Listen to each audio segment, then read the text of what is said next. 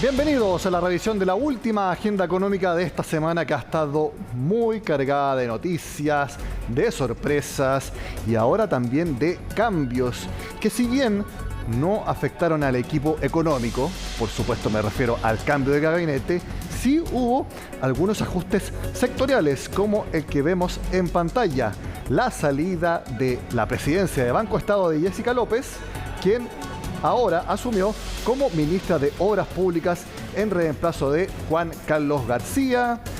Entonces López deja Banco Estado, donde llegó en abril del año pasado, pero que ella estuvo durante muchos años con una carrera muy larga en Banco Estado precisamente. Hizo todo el sentido que ella llegara entonces a liderar la institución estatal.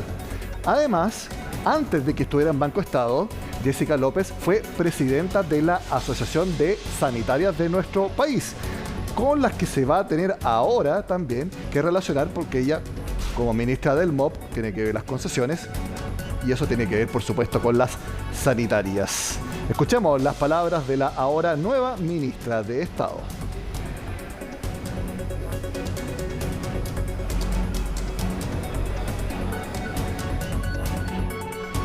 Agradecer al presidente Boric su designación. En primer lugar, cuando me designó presidente de Banco Estado, ha sido un periodo muy fructífero y muy importante, creo, en el aporte que Banco Estado ha hecho al desarrollo y a mi experiencia profesional. Y ahora, naturalmente, le agradezco su designación en este Ministerio de Obras Públicas, que es tan importante y significativo para el país. El contar con apropiada infraestructura en sus distintos formas es un habilitante esencial para el desarrollo de las actividades productivas, para mejorar la calidad de vida de las personas, para que Chile pueda progresar de una mejor manera. Así que vamos a poner toda nuestra experiencia y gestión en este objetivo. Donde hubo mucho más cambios en el área económica fue en las subsecretarías. Y hubo un cambio muy importante, porque deja la subsecretaría de Hacienda la economista Claudia Sangüesa, a quien vemos en pantalla, pero ella no se va del gobierno, sino que asume en la Subsecretaría de Relaciones Económicas Internacionales, y a quien reemplaza a José Miguel Ahumada, el muy criticado subsecretario de Relaciones Económicas Internacionales. Recordemos que él fue uno de los que era contrario al CPP-TPP-11 y que yo creo que muy en contra de su voluntad hizo que se firmara. Recordemos que dio la idea de las side letters con los distintos países para darle viabilidad a la firma, ganándose muchas críticas prácticamente de todo el espectro político. Bueno, finalmente ese subsecretario deja el gobierno y en su reemplazo entonces llega la ex subsecretaria de Hacienda. ¿Y quién asume en Hacienda? Heidi Berner, quien ya fue subsecretaria de Servicios Sociales en el último gobierno de Michelle Bachelet. Además, también hubo cambio en 15 subsecretarías, incluyendo, por ejemplo, la subsecretaría de Energía. Bueno, después de informar específicamente los cambios en los ministerios, que fueron 5, nosotros mostramos solamente el más cercano de Economía, que es el Ministerio de Obras Públicas, el presidente Gabriel Boric repasó distintas tareas que le encomendó a los ministros relacionados directamente con el área económica. Revisemos un compacto de los mensajes y las tareas que encomendó el jefe de Estado. Ministra Aguilera, solucionemos la crisis de las ISAPRES sin perdonazos ante la irresponsabilidad, pero también sin maximalismos que dañen hoy a quienes son sus usuarios. Y sigamos en la tarea de reducir las listas de espera. Ministro Grau, fortalezca la estrategia del hidrógeno verde, que es una tremenda oportunidad para Chile, y dele prioridad a la reconstrucción productiva de las industrias pequeñas y grandes, tan golpeadas por los incendios del sur. Ministro Hernando, que la estrategia del litio se consolide para, desde nuestra patria, aportar al mundo en el combate de la crisis climática y a llegar más recursos para financiar derechos sociales e inversión regional, pensando en todo el país y no solo en el centro. sin nunca dejar de lado los estándares ambientales que son condición para su desarrollo. Ministro Marcel, siga adelante con su templanza, rigor y buen humor poco conocido, porque pese a las dificultades del camino, no me cabe ninguna duda que juntos las vamos a superar. Y ministra Jara, consigamos las 40 horas por las que tanto hemos batallado y dignidad para todos los trabajadores y trabajadoras de Chile. Y por cierto, saquemos adelante contra viento y marea la reforma de pensiones que Chile necesita. Ahora, estos cambios que informó el presidente Gabriel Boric no fueron los más sorpresivos del día. El que vamos a ver a continuación sí lo fue, porque el gobierno, específicamente a través del Ministerio de Economía, se le solicitó la renuncia a la directora nacional del INE, Sandra Quijada. Y como podrán ver, en la tercera línea de este comunicado fue una renuncia no voluntaria. Se le pidió la renuncia. Personalmente intenté averiguar por qué, cuál es la razón. Porque hasta ahora no ha habido ninguna queja general de parte de algún sector respecto a la labor de Sandra Quijada en el INE. Pero no hemos sabido hasta ahora la razón de que se le haya pedido la renuncia. Solamente supimos esto, que se la pidió y que será reemplazada a través de la directora subrogante Daniela Moraga. Entonces, Sandra Quijada deja el INE el 1 de abril. Bueno, yo les comencé el programa hablando de que esta haya sido una semana muy sorpresiva y tenemos que seguir hablando de la mayor sorpresa y también la mayor derrota legislativa del gobierno, que es el rechazo de la reforma tributaria, porque la pregunta sigue abierta. ¿Qué es lo que va a hacer el gobierno? ¿Insistir en el Senado o esperar un año para llevar el proyecto a través de la Cámara de Diputados? La verdad es que no hay ningún indicio de cuál camino se va a tomar. Lo que sí, precisamente durante el cambio de gabinete, el presidente Boric habló de que este rechazo a la reforma tributaria había sido solo temporal. Además de la barba, ¿alguna otra cábala para que vuelva la buena suerte? No, más que cábala hay que trabajar y buscar espacios de entendimiento y de diálogo. Sin barba y esperando dejar la mala suerte de lado, apareció este viernes el ministro de Hacienda. La derrota en la Cámara de Diputados respecto a la idea de legislar la reforma tributaria aún pesa y tal y como lo aseguró, el diálogo será clave. A mí me parece que lo más sensato es que el gobierno converse y estoy seguro que de parte de la oposición va a haber también un interés de escuchar los planteamientos del gobierno y también de hacer planteamientos propios. Antes que insistir en el Senado, se requiere tener un diálogo y un acuerdo importante. Insistir en este proyecto en el Senado será difícil. Se requieren 2/3 para poder aprobarlo, algo muy complejo puesto que el oficialismo no cuenta con mayoría en la Cámara Alta, por lo que tendría que ceder en algunos puntos. Se hace difícil llegar a los 33 votos que se requiere para poder reponer el proyecto de ley. Además, tendría que hacer varias modificaciones al proyecto original. Por otro lado, la excesiva electoralización de la comunicación de gobierno hace difícil que la oposición se allane un entendimiento. Entendimiento que se debería trabajar con el diálogo y la apertura a cambios. Desde un inicio, la oposición en bloque aseguraba que la reforma propuesta no era buena y que los cambios deberían ser sustanciales. La reforma tributaria que proponía profundizaba la caída de los sueldos reales que los chilenos han resistido en los últimos 10 años, el estancamiento económico y afecta negativamente a las pymes. Ellos perdieron y deben cambiar el foco. Debemos bajar impuestos, reducir los gastos del Estado, fortalecer a las pymes y fortalecer la creación de empleo. La disposición a dialogar para crear un acuerdo por la reforma tributaria existiría, aseguran senadores de distintas bancadas. Eso sí, el llamado que se hace al gobierno es bastante claro. Estamos totalmente disponibles para llegar a un acuerdo en el Senado para una buena reforma tributaria. El gobierno tiene que dejar la soberbia de lado, echarle la culpa al empedrado, al gobierno anterior, si este no es un tema de izquierda hacia derecha. Chile necesita volver a crecer. En el oficialismo entienden que el diálogo es fundamental para resolver los problemas urgentes que tiene la ciudadanía. Por eso creo que es relevante remarcar la necesidad de impulsar un diálogo democrático con una actitud constructiva que permita hacernos cargo de las urgencias que afectan la vida cotidiana de nuestros compatriotas y, por cierto, cuando se rechaza la idea de legislar, se da una señal en un sentido contrario. En medio del cambio de gabinete, nuevamente el presidente llamó a lograr un acuerdo que viabilice una reforma emblemática para el gobierno. Con el rechazo temporal de la reforma tributaria, se expresaron con toda claridad las dificultades que encontraremos en el camino por avanzar hacia un país más justo, menos desigual y sin abusos. Hay cosas que se pueden mejorar, sin duda. Una vez más, por tercera vez en estos días, manos abiertas para aquello. De no insistir por el Senado, las alternativas que le quedan al Ejecutivo serían esperar un año para volver a ingresar un proyecto de características similares por la Cámara de Diputados o directamente presentar un proyecto sustancialmente distinto al que fue rechazado. Si eventualmente no hubiera otra reforma tributaria, esto podría tener impactos muy importantes en los números fiscales. Veamos qué fue lo que analizó la agencia internacional Moody's al respecto.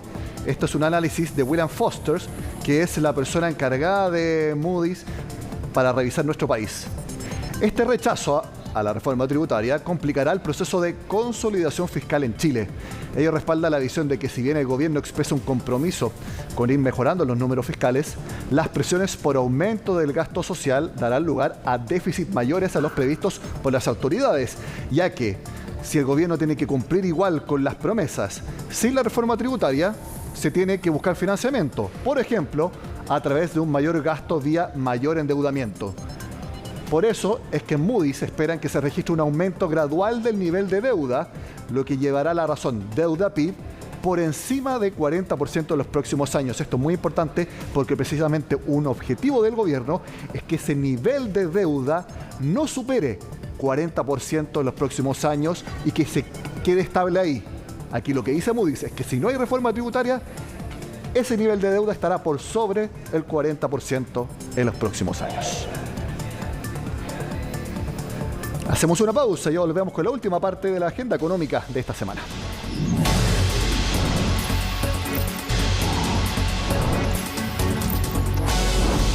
Aparte del rechazo a la reforma tributaria, la otra sorpresa económica de esta semana fue que el IPC de febrero, en vez de subir, cayó levemente, 0,1%. Hubo algunos productos que cayeron fuerte. La pregunta es, ¿seguirán cayendo?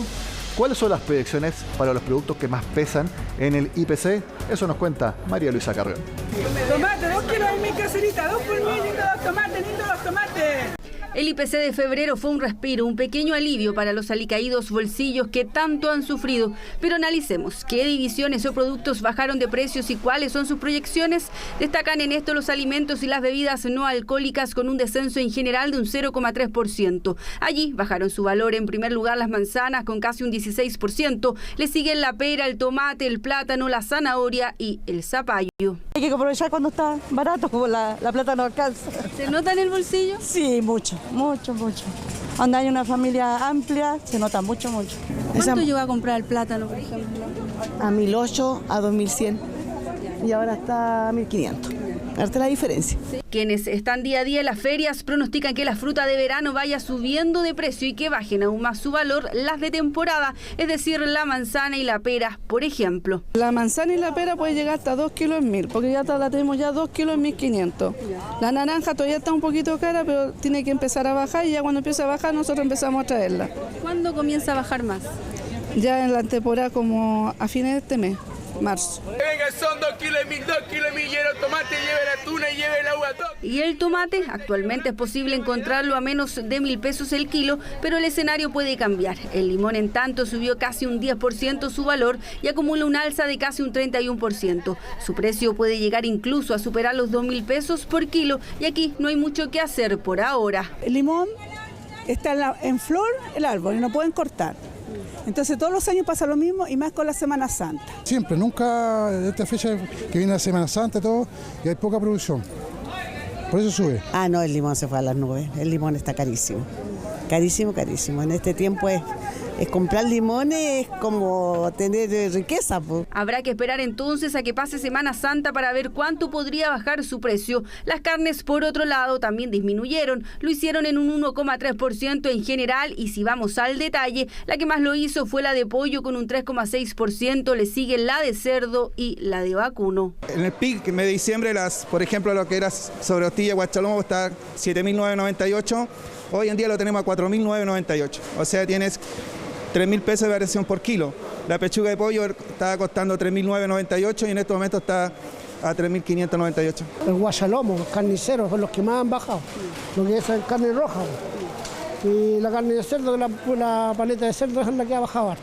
En verdad, tanto la carne como todo lo demás está carísimo. En verdad ya no dan ganas de salir a comprar.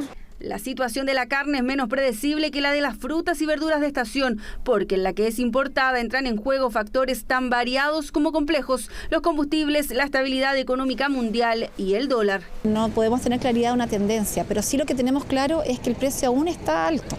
El precio del dólar debiera ser más bajo, pero estos elementos, la incertidumbre, la inestabilidad política, económica, global, afecta directamente a la moneda. Por lo tanto, proyectar cuál va a ser la tendencia de los próximos meses es muy difícil. Pero el dólar no solo influye en los alimentos importados, también impulsó a la baja el valor de los pasajes aéreos y los paquetes turísticos. Ambos se ubicaron entre los elementos que más bajaron de precio en febrero. El transporte por aire lo hizo incluso con casi un descenso de un 28%. Podría mantenerse en el mes de marzo en la medida en que el precio del dólar se mantenga bajo, en que el costo del combustible también se mantenga más bajo, por cuanto el dólar afecta a los precios, dado que los precios que vienen en dólares se transfieren a pesos, y si obviamente el tipo de cambio es más bajo, lo que nosotros pagamos es menos. ¿Cuál es la proyección? Si estos dos factores bajan, podrían disminuir aún más los precios, considerando que también lo hace por esta época la demanda.